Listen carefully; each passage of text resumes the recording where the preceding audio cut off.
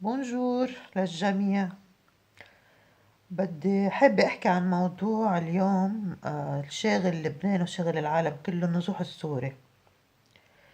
مع احترامي للعالم كله، أنا بدي يقولوا عنصرية، يقولوا شو ما يقولوا، ما بقى تفرق معنا. نحن معلش استقبلناكم من 2011 الحرب بسوريا، جبناكم حطيناكم فوتناكم على البلد.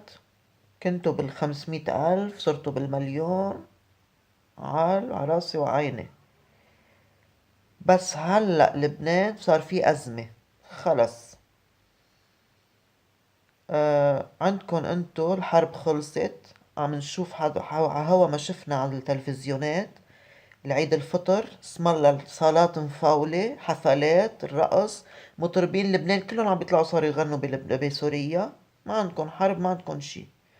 بعدين بتعملوا لي حجة ما في مطرح الواحد يعيش. المخيمات اللي حاطينها بلبنان وعلى أراضي لبنان وعلى أنهر لبنان، واللي دايرين لي المجارير تبعيتكن عليها، روحوا اعملوها بمخيمات بسوريا. سوريا مساحتها واسعة وكبيرة، ليش معلقين على بلد لبنان؟ ولا كرمال الأمم، لأنه الأمم عم تدفع لكم وبتعطيكم دولار فرش دولار، اللي بياخد 200 واللي بياخد 300، وكل ما خلفت ولد بتاخد عليه زيادة. بعدين انا ما بفهم انسان نازح وهربان من الحرب كل سنة ولد عايده، ولد ببطنه، ولد بإجرة. وبعدين خلف تخليف صاروا رح نصيروا اكتر من اللبناني. نحن اللبناني طلعنا ولا نزلنا 4 مليون نسمة متوزعين، هن صاروا مليونين بس موجودين بلبنان، يعني اكتر من اللبنانية. بعدين اقدر روح خد استأجر بيت بلبنان. انا عندي قرابتي شخص بده يستأجر بيت، إله سنة عم يبرم ما بلاقي بيت. طب وبعدين مستحلين البيوت كلها. عدا عن هيك شغل بيقولوا لك بالزراعة وبالبناء، اي زراعة واي بناء. صار في دكاترة وصار في محلات وصار في مولات وصار في ممرضين صاروا بكل المحلات. واما بتروح سوري محلات التياب سورية ومحلات المطاعم كلها سورية.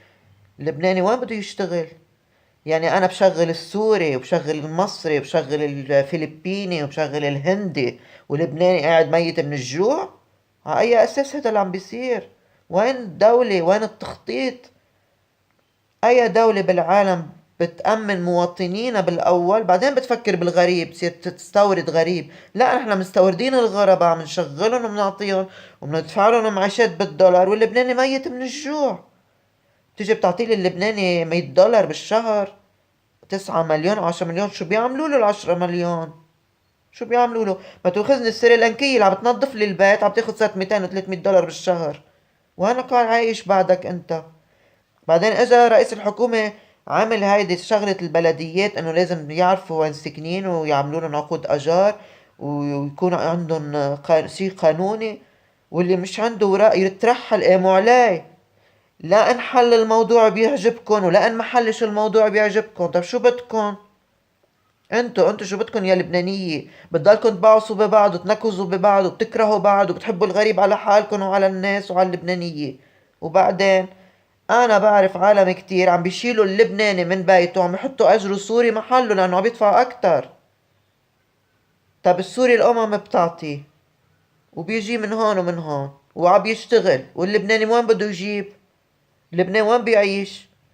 نزلوا شوفوا الصورة، صارت أغلبية العائلات اللبنانية عم تفرش على الصورة وعم بتنام. وبعدين هيدا بدنا نفهم البلد لإلنا ولا للسوري؟ إذا للسوري لنفهم شو بدنا نعمل.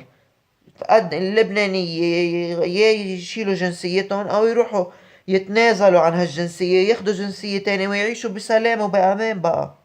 وإذا للبنانية لنعرف كيف بدنا نعيش. هالمخيمات المنتشرة والفلتانة على اللبناني كله شيلون حطون عندن بسوريا. المصاري اللي عم تنبعت للنازحين بينبعتوا على سوريا. ما بيصير شي، بتخففوا ضغط على الأرض. بعدين الكهرباء، كهرباء لبنان ما بقى تحمل. أنا ليش اللبناني بده يجي لعندي ساعة وساعتين كهرباء وعم بيروح نصها للسوري وللغريب، وأنا فيي اجيني الكهرباء 10 ساعات؟ المي انا ليه ببلد المي بدي اشتري ساترن مي على اي اساس وانا بلد المي؟ لانه انا المي مخصصة عندي ل 3 4 مليون، مش مخصصة ل 7 و8 و9 و10 مليون. في تخطيط، بدكم تعملوا تخطيط. رجال الدولة كلها بدهم يقفوا مع بعضهم ايد وحدة، تخطيط لهي الموضوع وتنظيم.